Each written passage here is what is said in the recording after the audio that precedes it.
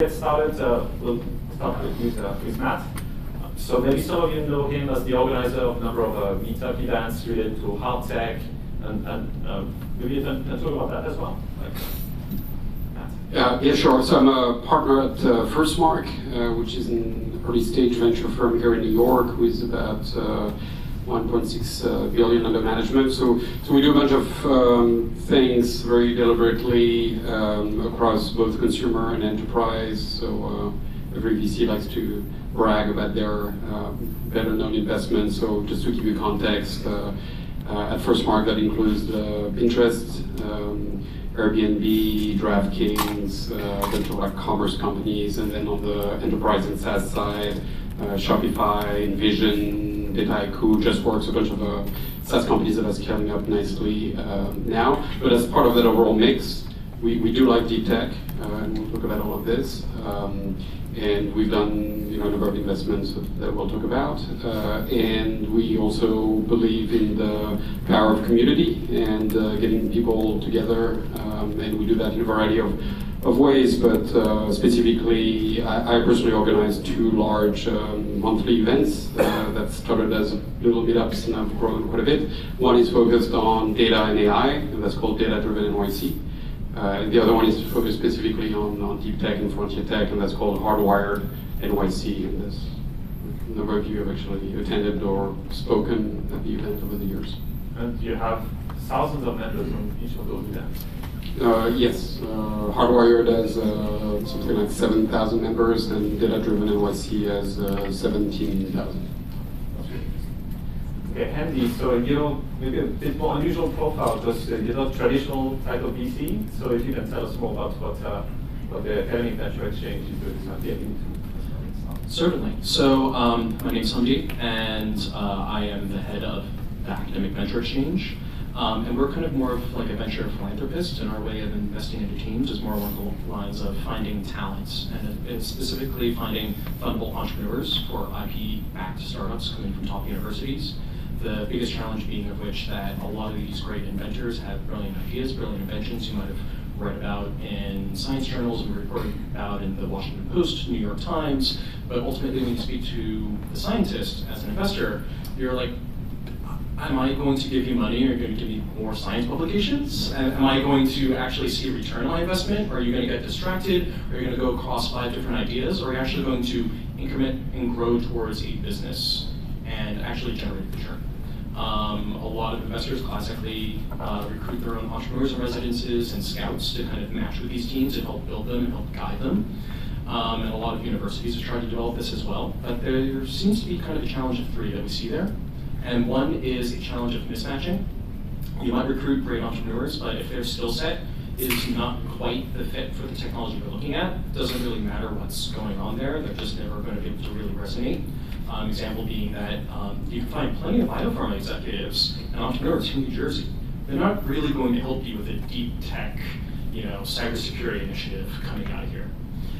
Second of all is even when you do find the right sort of people, there's a certain limit on bandwidth coming from one institution or for one entrepreneur. So being able to scale that and actually create a network that's focused on it and actually filtered is important. And then finally, we end up seeing that no one has really owned this process of introducing entrepreneurs to this and kind of serving as a, I like to say, personal shopper.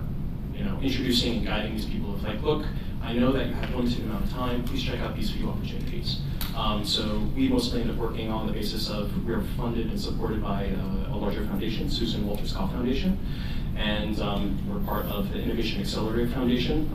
John Pierpolak is back there, my chair and supporter of this. We're basically investing talent into these startups, and these earliest ones that are not even yet incorporated or spun up yet. It's interesting that there's now around the world a few organizations that try to do the matching of talent or helping with the validation of their business. Like in the US, there's an ICOR that's quite well known, but it's not a ST Blank. Do a few of that kind of things. Okay, so Dan, tell us more about OS Fund. Yep, well, thank you. Glad to be here. There we go.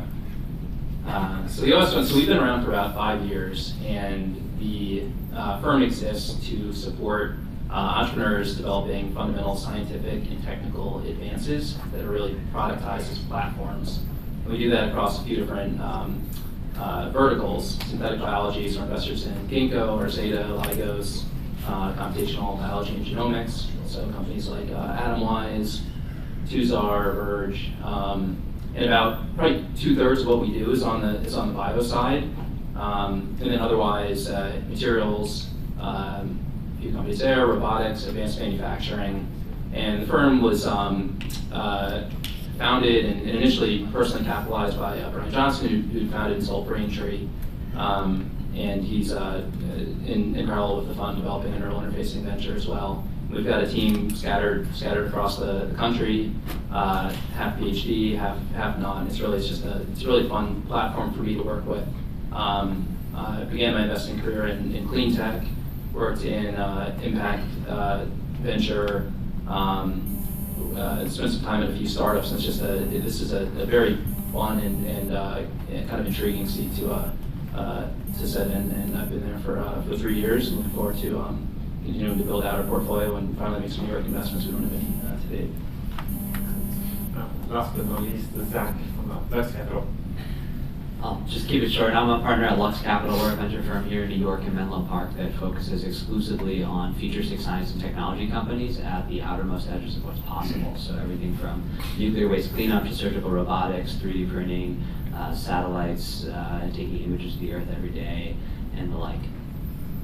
So deep tech specialists all the way. Okay, excellent. So since we're all talking about deep tech, I think it would be kind of useful to kind of try to agree or compare notes on the definition. What's deep tech, what's not deep tech, like, what are the limits? So generally, when people think of deep tech, either they think about like space stuff or things that are really like hardcore science that takes many, many years to develop, like things that are like government programs almost. Where do you put the limit of what's deep tech and what's not? Maybe Matt, your stuff. Yeah, I mean, I have a broader definition. Like, I guess like from me, deep tech is anything that requires some upfront R&D work before you can release a product to the world, for the most part. So it's interesting, right? Because it's a little bit of a throwback to the old days. It used to be that if you wanted to start a tech company, you had to raise $5 million so you could buy Oracle, database and servers to even get started. And to me, deep tech is like the type of companies where you do need an upfront investment to even see if you can build the thing. So, part of it is certainly the sci-fi aspect and the hard sciences, but there's a fair amount of other companies that are deep tech in some ways. To me, like blockchain stuff, a lot of core protocol stuff is deep tech. Some parts of AI, if you truly are an AI shop where you need to have 3 PhDs in NLP before you can even really get started and build a product, that's deep tech to me. So anything with significant R&D, that's what do you think? I think the boundaries that define deep tech and common discussion are about as variable as the boundaries of New York City neighborhoods. Those who live here change all the time. And it's different. Everybody will define it differently. It's something we've been doing since we started. And I don't know if I can put a point to it, but if I look back across all the companies we're invested in and search for similarities, I would say it's usually a combination of something that is both difficult to do and often at the intersection of one or more disciplines that isn't frequently explored, or at least not yet. So generally not pure software, but software plus something biology. Because the web was like deep tech when the web was new. It was this crazy military-funded project, that was deep tech. And, computer vision might still be deep tech, but is becoming pretty commonplace, and some are artificial intelligence. So it's not about the definition of it, but about, I think, what it could mean if you're right. What it could mean if this succeeds. And that is something that often gets, I think, lost in the common conversation. Yeah, I think I'd just say it just comes down to what's driving